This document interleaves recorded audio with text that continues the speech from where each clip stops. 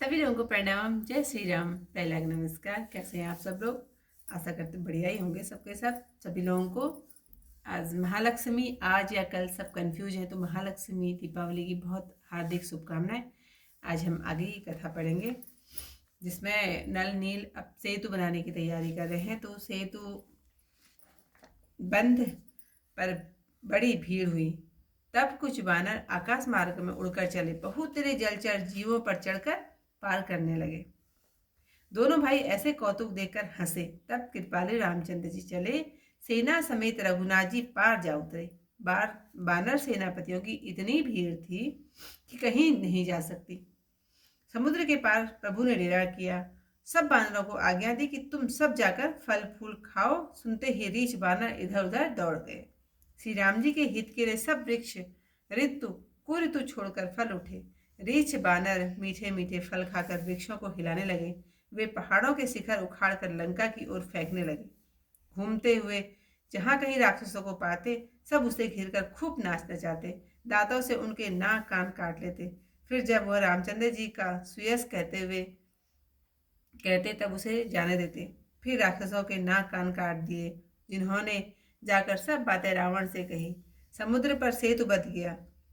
यह बात कानों से सुनते ही रावण घबरा कर दसों मुखों से बोल उठा, क्या सचमुच ही वन निधि, नीर निधि, सिंधु वारिस तोय निधि, पंकज निधि, उदधि पयोधि नदीस को बांध दिया है? मतलब कि सब इतनी सारी नदियों के नाम सब बांध दिया है। फिर अपनी घबराहट को समझकर हंसता हुआ भय भुलाकर महल को चला। मंदोदरी ने सुना कि प्रभु खेल ही में समुद्र पर पुल बंधवाकर आ गए हैं। तब पति का हाथ पकड़ अपने भवन में ले आई और परम मधुर वाणी में बोली, चरणों में मस्तक नवाया और आंचल फैलाकर कहा, हे प्रियतम, क्रोध को त्याग कर मेरे वचन सुनिए। हे नाथ, बैर उसी से करना उचित है जिसको अपनी बुद्धि और बल से जीता जा सके। आप में और राम जी में निश्चय ही इतना अंतर है जितना जुगनू और सूर्य में। जिन्होंने बड़े बलवान मधुकैटभ को मारा, महासूरवीर हिरण्यकश्यप और हिरण्याक्ष का संहार किया, जिन्होंने बलि को बांधा, सहस्र भाव को मारा, वही भगवान भूमि का भार उतारने को प्रकट हुए हैं। हे नाथ, उनसे बैर न कीजिए, क्योंकि काल कर्म और जीत उनके अधीन है। रामचंद्र जी के चरण कमलों में मस्तक नवाकर उन्हें जानकी जी सौंप दीजिए। पुत्र को राज्य देकर वन में जाकर राम जी का भजन करिए। हे नाथ, राम जी तो दीनों पर दया करते हैं। सम्मुख जाने पर तो बाघ भी नहीं खाता। आप आपकी जो करने की इच्छा थी सो सब कर चुके। देवता असुर आदि सब चराचर आपने जीत लिए हैं।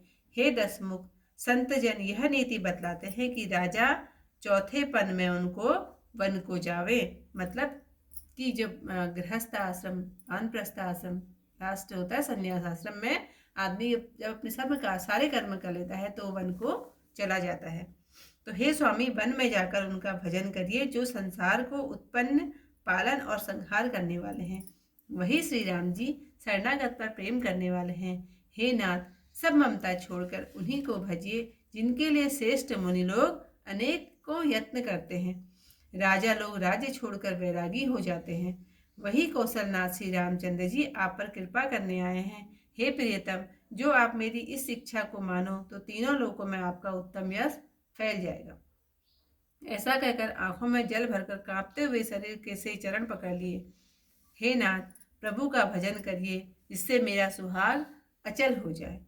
तब रावण ने मंदोदरी को उठाया और दुष्ट अपनी प्रभुता कहने लगा, हे प्रिय सुनो, तुम व्यर्थ ही डर मान रहे हो। संसार में मेरे समान योद्धा कौन है?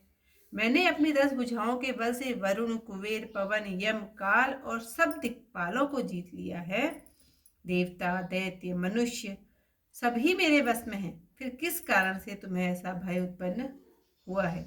अनेकों प्रकार से मंदोदरी को समझाकर रावण अपनी सभा में जाकर बैठ गया।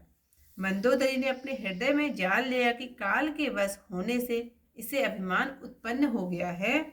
सभा में आकर रावण ने अपने मंत्रियों से पूछा, शत्रु से किस तरह से लड़ाई करनी चाहिए? मंत्री कहने लगे, हे निशाचर नाथ, सुनिए, आप बार बार क्यों पूछ रहे हैं? कहिए, ऐसा कौन सा डर है जिस पर विचार किया जाए? मनुष्य, बानर और रीछ तो हमारे आहार हैं। कानों से सबकी बात सुनकर प्रहस्त हाथ जोड़कर कहने लगे, हे प्रभु, नीति के विरुद्ध कुछ न करिए। मंत्रियों में तो बहुत ही थोड़ी बुद्धि है। क्योंकि आज की कथा यहीं पर समाप्त। मैं अब चौपाई पढ़ूंगी।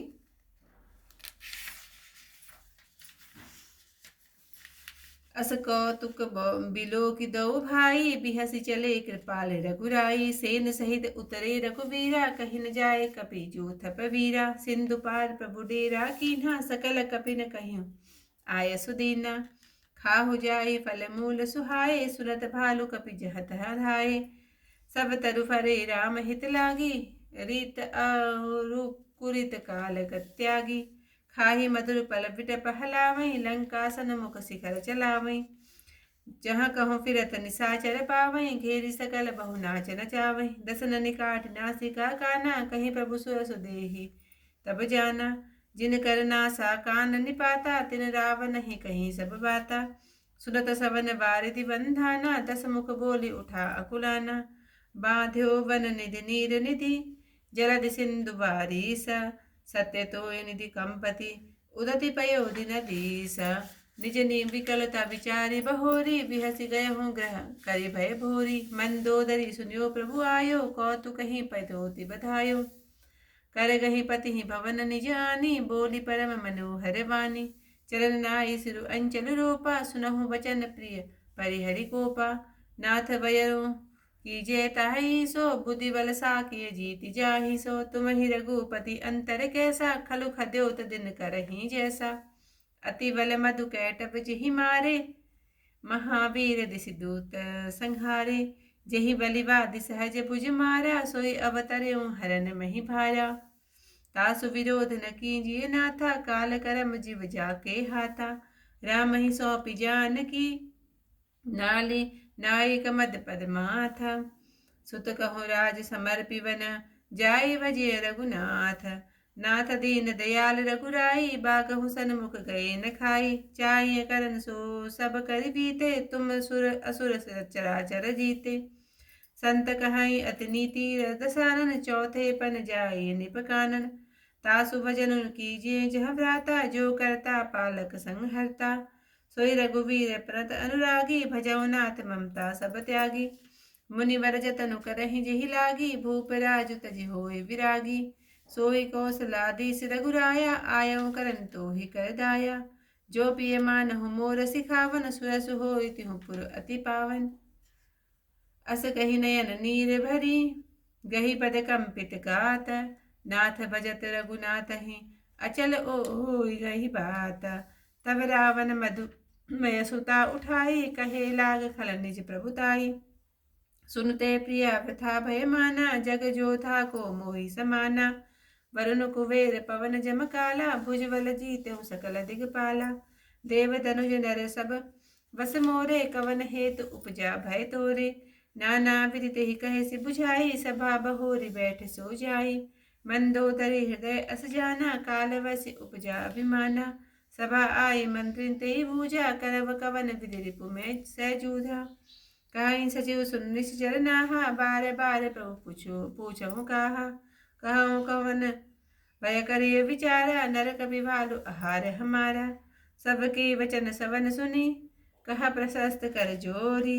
नीति विरोध न करिय प्रभु, मंत्र न मति अति थोरी। सियावर रामचंद्र पद जय शरणम, शंकर हरिओम जय जय सिया राम। मंगल भवन अमंगल हारी, उमा सहित जहि जपत मुरारी। आज की कथा यहीं पर समाप्त। सभी लोगों को प्रणाम। जय श्री राम।